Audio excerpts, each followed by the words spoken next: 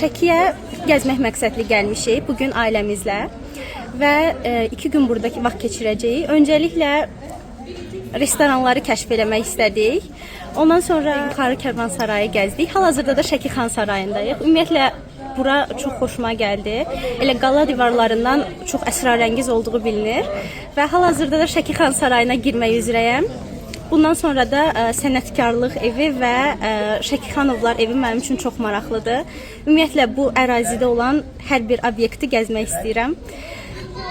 Hələ ki Şəki mənim üçün çox xoş gəlir. İnşallah bu səfərimdən çox məmnun qalacağam. Əlavə olaraq burada çox xoşuma gəldi Xan Çinarı. Bunu görməyi həqiqətən istəyirdim. Ağaclarla bağlı çox xoş düşüncələrim var mənim.